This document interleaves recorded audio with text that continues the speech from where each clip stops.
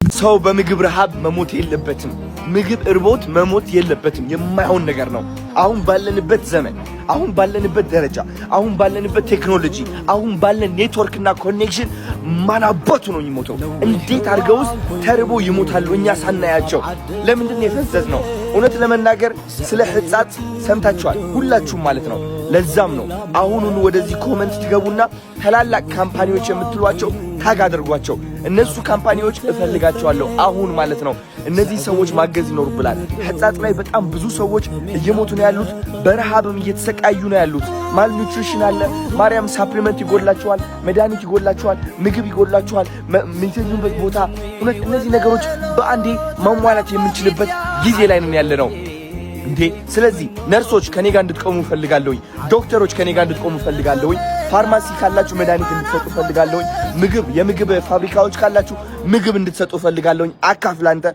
አካፍል። ሁላችንም እናካፍልና እናግዛቸው። ሰዎችም እፈልጋለሁኝ። ሁላችንም አብረን ሄደን የኪችን እቃዎች ይዘን እንሂድ፣ ጄነሬተር ይዘን እንሂድ፣ መብራት እናብራዛው፣ ኪችን ይገጠም። ከዛ እዛው ሆነን እየሰራን ምግብ እየላክን ማለት ነው ይህ ነገር መለወጥ እንችላለን። እውነቴን ነው የምላችሁ።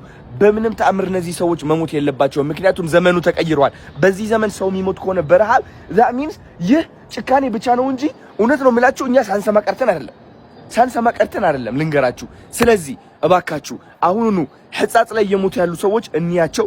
በረሃብ እየተሰቃዩ ነው ያሉት። በጣም ነው የሚያሳዝኑት። አሁን እኔ ራሴ ወደዛ ልሄድ ነው። ወደዛ ሲሄድ ግን ብቻዬን አይደለም መሄድ የምፈልገው። ትራኮች ጭኜ ነው መሄድ የምፈልገው። አንዱ በምግብ፣ አንዱ በፋርማሲ እቃዎች፣ አንዱ ደግሞ የኪችን እቃዎች፣ የጄነሬተር ሰዎች ተሰባስበን አብረን ሆያልን እንሄዳለን ማለት ነው። ይህ ነው እንግዲህ ሰውነት አይደለ? ቲክቶክ ለዚህ ካልተጠቀምነው ታዲያ ምኑ ተረፈን? ልንገራችሁ። ዝም ብዬ እኔ ዘፈን አብርቼ እንደዚህ ስል ቫይራል ከወጣው ጥቅሙ ምንድነው? ይሄ ሲሪየስሊ ሶ ፕሊዝ ሌትስ ዱ ኢት። እስኪ ኮሜንት ላይ ቻሌንጅ እንፍጠር። በጣም ብዙ ካምፓኒዎች ታግ እናርጋቸው። ይህ ቪዲዮ ደግሞ ሼር እናርግ። ለምናቀው ሰው ካለ ሼር እናርግና እናዳርሰው። ከዛ የነዚህ ሰዎች ህይወት እንቀይር እባካችሁ። ዘመኑ ተቀይሯል። ሰው መራብ የለበትም። ቻው። አዶናይ ለምን አሁኑን ወደ ሽሬ አትሄድም? ለምን ወደ ሕፃጽ ሄደ አታያቸውም? ለምን ብላችሁ እየጠየቃችሁ ነው ብዙዎቻችሁ። ያልገባችሁ ነገር ጋይስ፣ እኔ እዛ ሄጄ ላወራቸው ነው። ወሬ አይደለም የሚፈልጉት እነሱ፣ ምግብ ነው የሚፈልጉት። የኔ የእጅ ሰላምታ አይደለም የሚፈልጉት። እኔ ስላቀፍኳቸው አይደለም የሚሻላቸው። ስለዚህ እኛ ኔትወርካችን ኮኔክሽኔ ተጠቅሜ ነገሮችን ማስተካከል አለብኝ። ምግብ መያዝ አለብኝ ለመሄድም ለራሱ ማለት ነው። እኔ ብቻዬን ሄጄ ሮጬ እዛ ሄጄ ምን አመጣለሁ እዛ? ገባችሁ አይደለ? ሰው ለማጉረስ ብቻ እንደዚህ ለማጉረስ አይደለም እየሄድኩ ያለሁት። ስለዚህ ይህ ማወቅ አለባችሁና ትዕግስት አድርገን ተረጋግተን ሁላችንም ይህ ነገር መፍታት እንችላለን። በሩጫ አይደለም። እውነት ለመናገር አርጀንሲ ግዴታ ያስፈልጋል። በአርጀንሲ ነው ሁሉም እየተደረገ ያለው። ግን ደግሞ ሳታስብ ዝም ብለህ መሮጥ ምንም የምታመጣው ለውጥ አይኖርም። ተረጋግተህ አስበህበት ስታደርግ ግን ትልቅ የሆነ ለውጥና ኢምፓክት ታመጣለህ። እና ቀጣይ ቪዲዮ ጠብቁ። አሁን ወደ ሆነ ቦታ እየሄድኩኝ ነው ያለሁት፣ አዲስ አበባ ማለት ነው። ሕፃጽ ሰምታችኋል። ሰው በረሃብ እየሞተ ነው። ወንድሜ አዶናይ በትግረኛ ያለውን ነገር በሙሉ ያስረዳልኝ። ሀመኛኩም ደቂ ዓደይ ዳሕና ዲኹም? እንግዲህ ከምትፈልጥዎ ማለት እዩ በጣም ብዙሓት ሰባት ብጥሜት ብሰንኪ ጥሜት ሂወቶም ይሓልፍ ኣሎ። ብጣዕሚ ይልሕዝን። ኣነ እውን ከምትፈልጥዎ ብዙሕ ነገር ኣጋጢምና ነይሩ ዝሓለፈ ሰሙን ምናምንና አይምሮይ ብተኻለ መዓሙል ምስትኻለ ላሞከርኩ ነይረ። ሕዚ ግን ብስነ ስርዓት ገይረ ከጽንዕ ተለኹ ስለናይ ሕፃጽ ለጋጥምሎ ነገር ብጣዕሚ ይልሕዝንና ቲክቶክና ተጠቂምና ክንወፅሐሎም ኣለና። ኣነ እውን ቻሌንጅ ኣውፅእ ኣለኹ። መብዛሕትኦም ቲክቶከራት ኢንቫይት ገይረዮም ኣለኹ ሒዘዮም ንኽመፅእ ማለት እዩ። እና ኩለና ተሓጋጊዝና እዚ ነገር እዚ ክንልውጦ ንኽእል ኢና። ብዘመነ ቲክቶክ ብዘመነ ቴክኖሎጂ ከምዚ ዓይነት ነገር ክፍጠር የውል ኢለ ዝሓስብ ኣስረድቻቸዋለሁ። ናሁን ፎንቲም ይመጣል። እኔ ይመጣል። ጆሲ ይመጣል። ናሁን ፎንት ይመጣል። ብዙ ቲክቶከሮች ኢንቫይት እያደረግን ነው። የቲክቶከሮች ማህበር እዚህ እየመጡ አሉ። ተሰባስበን ሁላችን በየአቅማችን ስፖንሰርሺፕ አፋልገን ምግብ ምናምን በቃ ይዘን እንሄዳለን። ጸዴ እንግዲህ ሁላችንም ባለን አቅም ሁሉ እናግዛቸው። እኛም እዛ እንሄዳለን። ይመቻችሁ። ታዲያስ ይህንን ሀሳብ ደግሞ እኔም ከአዶናይ ጋር በመሆን አንድ ላይ በመተባበር ትልቅ ነገር እናደርጋለን ብዬ አስባለሁ። በዚህ ሀሳብ የምትደግፉ ትላልቅ ድርጅት ያላችሁ ሰዎች በውስጥ አውሩን። ያለውን ነገር አስተካክለን ለትግራይ ወንድሞቻችን እንድረስላቸው። እኛ እያለን በፍጹም ማንም እንዲራብ አንፈልግም። ይሄን ቪዲዮ ወደሚመለከተው አካላት እንዲደርስ በደንብ ሼር አድርጉላቸው። ቴንክ ዩ። ሰላም እንዴት ናችሁልኝ?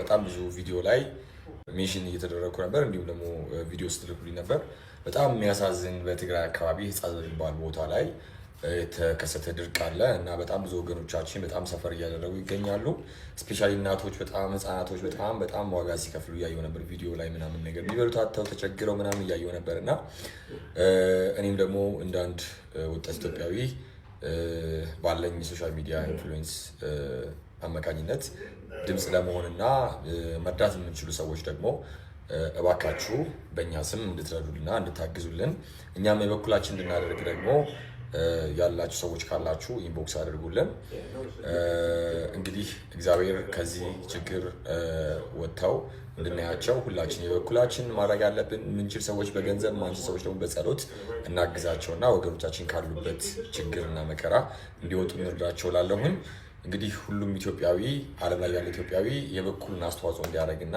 እነዚህ ወገኖቻችን ካሉበት ችግር ወጥተው ነገ እንደማንኛውም ሰው ህይወት እንዲኖራቸው ከዚሁ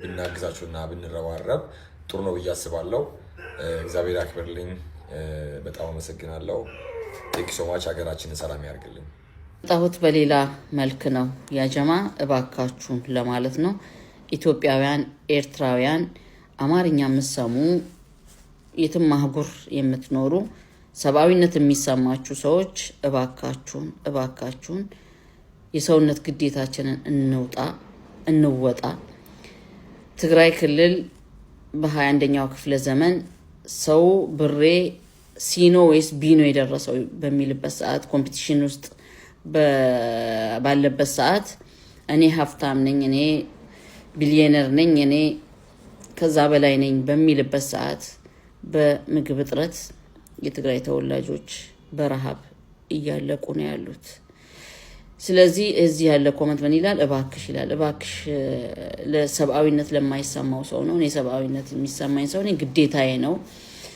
ግዴታዬ እስከሆነ ድረስ ደግሞ መናገር ደግሞ ግዴታዬ ነው እና አንድ በዚህ አጋጣሚ ለነግራችሁ እንፈልግ ማንኛውንም ፖለቲከኛ እኔ እምምር ሰው አይደለም ሁሉንም የእንትናቸውን ተናገሬ ማልፍ ሰው ነኝ ፖለቲከኞች አለያይተውናል ኦሬዲ ህዝቡ ግን ያው ደግነቱ የሞተም እየተነሳ እየተቃቀፈ ነው ያለው ሁላችሁም ድምጽ እየሆናችሁ እንደሆናችሁ ይገባኛል ግን አንዲት ያላረጀች አባባል አለች እባካችሁን ብዬ ለምናችሁ የምፈልገው ነገር በየትኛውም አቅጣጫ ያላችሁ ኤርትራውያን ኢትዮጵያውያን መንግስት የሚጠቀማት አንድ ነገር አለ የኢትዮጵያ መንግስት የሚጠቀማት አንድ አባባል አለ ለትግራይ ተወላጆች ለምስኪኖች መርዳት ማለት ህወሓት መሳሪያ ይገዛበታል እያለ ስለሚያላዝን እባካችሁን ይሄ ነገር እዛ ህወሓቶች ጋር የሚደርስ አይመስለኝም ይሄ ነገር ብራችሁ ስትረዱ ወይ ደግሞ ስታግዙ ህወሓት ጋር እንዳይደርስ የትግራይ ተወላጆች ያደርጋሉ የትግራይ ወጣቶች የኤርትራ የሌሎች ኢትዮጵያውያን ብሔረሰቦች ህወሓት ጋር አያደርሱትም ብሩ ምክንያቱም እነሱ ጋር ከደረሰ እንደማይገኝ ደጋግሞ የትግራይ ተወላጅ ስላየው ማለት ነው አንዳንድ ኮሜንቶችም አይቻለው ከትግራይ ተወላጆች አታገኙም እኛው እንተባበራችሁ እንጂ የሚል አዎ ትክክል ናችሁ ለምንድነው የትግራይ ተወላጆች የማይተባበሩት ብሩ ከዚህ በፊት ብር እርዳታ ሲደረግ ቀጥታ እነሱ እጅ ነበር የሚገባው እነሱ እጅ ሲገባ ደግሞ ያው ቲዲኤፍ ላይ አይተናዋል ቲዲኤፍ የደረሰበትን አይተናዋል ዲያስፖራ ይረዳል ፖለቲከኞች እጅ ውስጥ ሲገባ ብሩ ምን እንደሚሆን አይተናል ይሄ ድብቅብቅ ሽፍንፍን እኔ አልወድም ነጭ-ነጯን ሁሌ ኮሜንት ላይ ትጽፉልኛላችሁ ግልጽነትሽ ነጭ-ነጯን መናገርሽ ደስ ይላል ነጭ-ነጯን ነው መነግራችሁ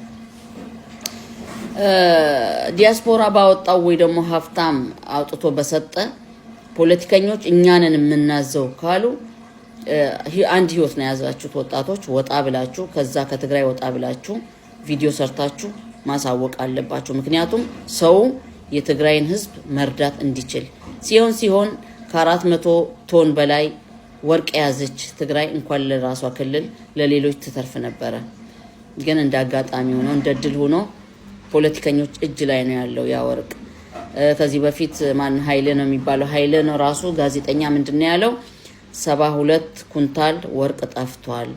ለማታውቁ ሰዎች ትግራይ በየአመቱ 26 ኩንታል ለብሔራዊ ባንክ ወርቅ ታስረክባለች።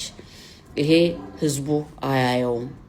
ህዝቡ ጾመኛ ነው። ለዚህ የገዛ ሀፍቱ የገዛ ንብረቱ ጾመኛ ነው። ስለዚህ እባካችሁን እጃችሁን ልዘረጉ የፈለጋችሁ እንደገና እዚህ ላይ ብራችሁን የምትበትኑ ሰዎች ደግሞ ቲክቶከሮች እባካችሁን ከጆን ዳንኤል ተማሩ። ሰብአዊነት ይሰማችሁ፣ ግዴታችሁ ነው። ነገ ጧት የሰው ልጅ ብረት አይደለም፣ ምን እንደሚደርስበት አያውቅም። አመሰግናለሁ ስለለፈለፍኩባችሁ። ቁም ነገር ለመናገር ስለፈለኩ ነው የምናገረው።